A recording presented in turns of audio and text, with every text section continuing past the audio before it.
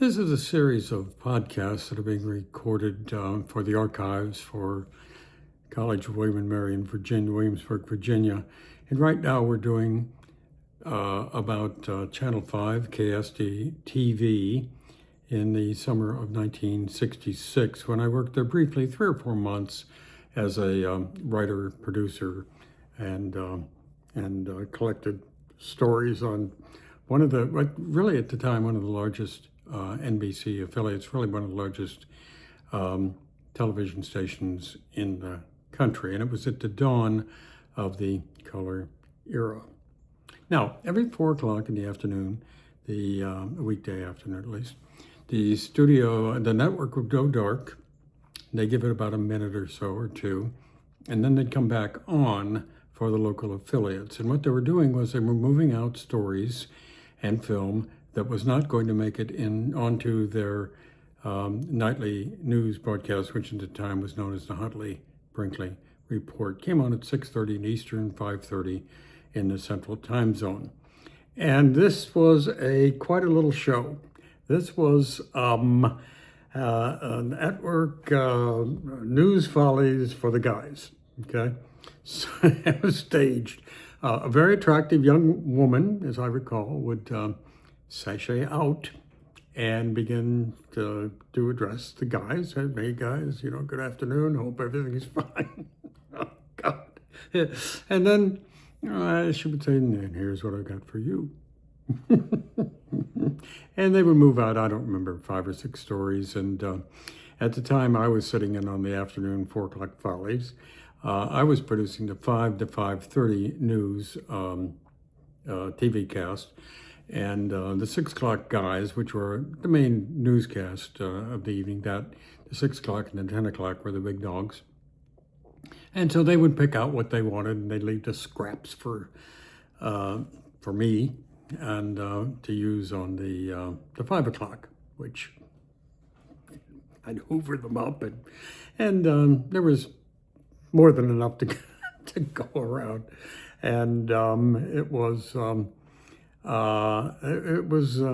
essentially back in a time when women loved men and men loved women, and viva la difference, and so all the guys, and there were nobody was set in the 4 o'clock. By the way, getting into the room for the 4 o'clock follies was no easy task unless you were, like me, producing had a newscast coming, but everybody else sort of crowded in to catch the show.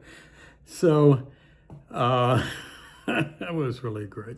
Now the studios were brand new, and they were truly remarkable. I was early on showing one of our radio broadcast booths, and this was bare walls, 4 walls, and with no sound deadening on it, except for a strip down in one corner. And I don't think the walls were exactly 90-degree angles, because you could snap your finger and total dead silence. The sound would bounce, bounce, bounce, bounce, bounce, and be captured in the corner and it's remarkable. And those were the advanced studios, 1966. So imagine what they're doing with sound today.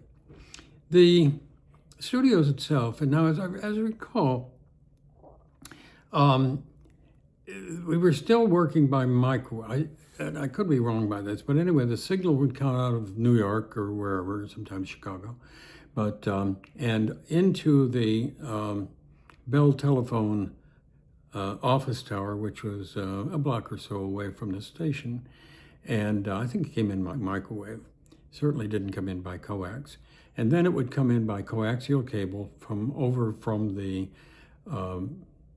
telephone AT&T building. And actually it was Southwestern Bell in those days. Based in St. Louis, by the way, Southwestern Bell was. And come across the street into our production facilities and so forth. But the interesting thing about that was there was the signal, the video signal arrived at a different time than the audio signal. So they had to sync them up. And that was pretty sophisticated and kind of interesting stuff. I would put people knew that I was putting the news on, particularly most 6 o'clock in the morning. I was dating a young woman, really good friend from journalism school. I'll tell you a story about her in a moment. Named Lynn Wagoner. And Lynn and I really had a thing for one. I just adored Lynn, and Lynn adored me, and it was in an era at a time when Lynn kept it platonic, which many years later, sort of, we consummated that friendship. But in those days, anyway, Lynn would listen to me, as would other people, knowing that I really wasn't doing and reading the 6 o'clock news and 7:25 and all that stuff, but I certainly was producing it. And that made them feel very close. Lynn was out in Rolla, Missouri, by that time working for, I think, the School of Mines. University of Missouri School of Mines was called in those days. Don't know what it's called now. And her parents were up in Sullivan, which is a little closer to St. Louis, about 100 miles out of St. Louis to the west. And they were listening they'd get up and they would listen to exciting news coming from, and I was always charmed by that. Got to know Lynn on the copy desk when I was in graduate school, she was graduating, she was a senior in the journalism school. And she sat down next to me during an intersession period. And I was finishing up my master's degree, and she pulled up a chair at the copy desk, and we were sitting side by side for a couple of weeks while the thing. Now, in those days, the copy desk, you were writing the headlines for the stories, and there was something called a count. You had to fit within a certain count of and each letter counted one letter, and I think maybe an I counted a half. I can't remember any of that stuff. But in any case, the fellow running the copy desk at that time was a fellow by the name of Spencer. He was a first-rate teacher in terms of law. What I learned about newspaper law and media law, but really newspaper law, I learned from Dale Spencer, and carried it forward through my entire career in owning newspapers through, 2007, whatever. But Spencer was acerbic. He liked to be kind of a tough guy, and he also liked to take your headline and throw it back at you and say, do better, or you're not certain, the count's wrong, or one thing or another. So I'm sitting side by side with Lynn. And there's this terrible story that she's been given to write a headline on. And it's about some man who, horribly enough, caught fire in Richmond, Virginia on the street and went running down the street. And I gathered that they put the fire out and saved the guy. And I don't know why we're doing any story on that out in Missouri, but it's lost in history. But anyway, so she writes a perfectly good headline, and he throws it back at her. And he writes another one, and it comes back again. So then the third time, she writes this headline, which all matches the count, and she slips it under my nose to look at it. It says, Burning Man Lights Up Richmond Street. Just horribly offensive. And she hands it to Spencer, and Spencer just goes, ape! And of course she's sitting there calm as anything. And so, here it comes back, Burning Man lights up Richmond Street. And then she submits the headline that she had originally turned in, and he says to her, that's more like it. Anyway, we remained friends for many, many years, and I've been looking for her not long ago because, folks that you've known in the past, you drift on, and Lynn was fully of Missouri, and I'd been kind of educated in the East, and and had come back to Missouri, although I was from it, and I wasn't going to settle in Missouri, and she really wasn't going to go anywhere except Missouri. And I learned with great sadness that Lynn was gone. All right, we're going to talk about airplanes, and airplanes. Oh, I love this story. I just love this story. So the arch was finished in September. The St. Louis Arch, Gateway Arch, okay, was completed 630 feet high in the fall of 1965. So it had just been finished not that long ago. And I show up to the station in May or so, and I'll be there till September or so. I wasn't here very long. But anyway, in June, as I recall, some guy in an airplane goes under the arch. And people who were there, they asked the park ranger, "Oh, do you do this every afternoon?" And that's really exciting stuff. And of course, the FAA's Park Service is kind of going nuts on it, but they're not going to go nuts for very long, because was it a twin-engine plane? Was it a single-engine plane? Do they have the last three numbers of the tail? They told me they did later on. Well, anyway, I got this story.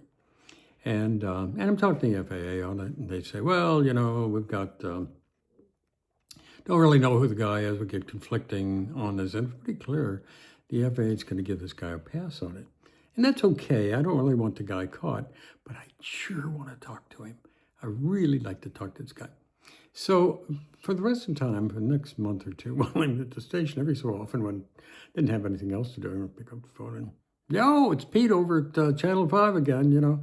What's the latest on the plane that went under the arch?" Well, the FAA kept cooking up stuff. And said, "Well, we got the last three digits of the plane, and we got it's a two-engine plane." I don't think it was. And et cetera, et cetera, et cetera. And, they keep kind of shining me on, right? Okay. But at one point I say to him, "Look, guys, whatever the range of that plane is, it couldn't have gone much further than, 50, 75 miles. So why don't you just go out and if you got the tail number, okay, some of the tail number, you can run the numbers on these planes. You have tail numbers on every plane registered, okay? And you could go out to the airports and look around." Well. And of course, in the end, I left the station. In the end, that was the end of it, until 50 years later, a woman says, it was my dad. And she's over in Granite City, Illinois, or somewhere across the river, I forget where. And she says that he flew, if I understand correctly what she was saying, she said that he went ahead over and landed at an abandoned airstrip and put the plane in a hangar, and whether it was ever seen again or not is not clear, but that's what, and it sounds plausible to me, happened to the plane. Now, this, by the way, people have flown under the arch since. A helicopter did it, and they throw the book at these people for this. But this was a really first-rate piece of flying, because he had to come in over the city, over there's a courthouse and some other stuff, and he had to be low enough because there's only 630 feet, and you don't want to go over 610 feet. So he was probably going through there about, as I recall, he went through about the 300-foot level. But boy, rusty. I'm not sure. But once he's under the arch, he's going across the river, and he's got to get up. Okay, he's got to climb out, and so he would have had to bank quickly and try and get altitude and so on.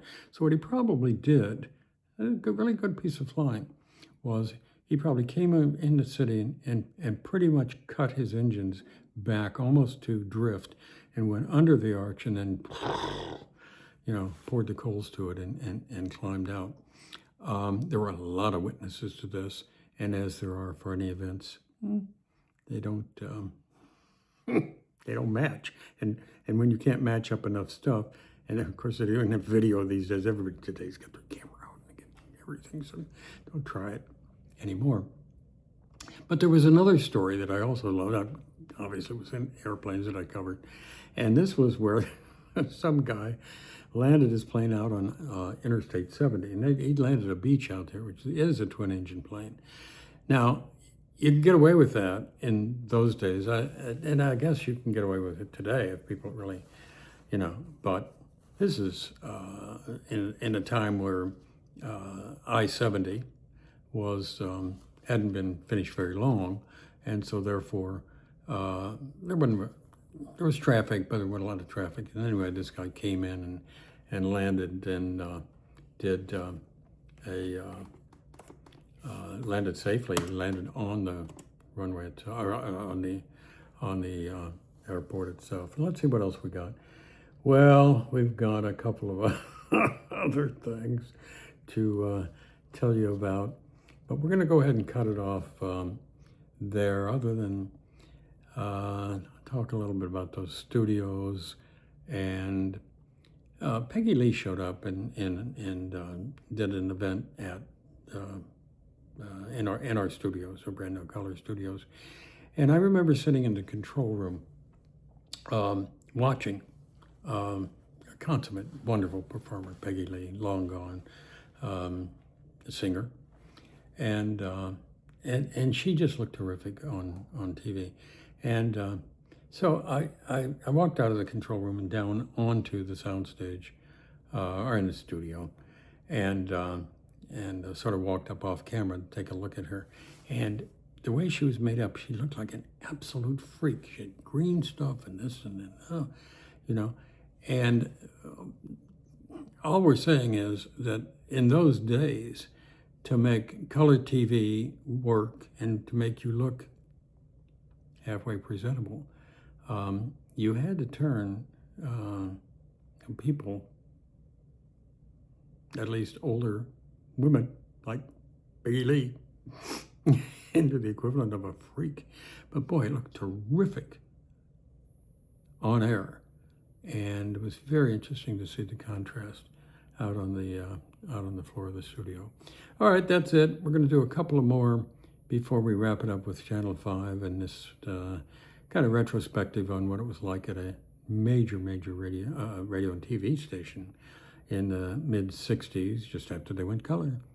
And we'll have that. And then the last thing we'll do in this series is we're going to kind of tell what happened to TV and what happened to the TV stations and how they came to be put on the air, and the involvement of the government getting these newspapers to put them on the air, and then once they got profitable, they forced them to sell them, and so on. So we'll tell those stories too. But that's it for now, and we'll talk some more.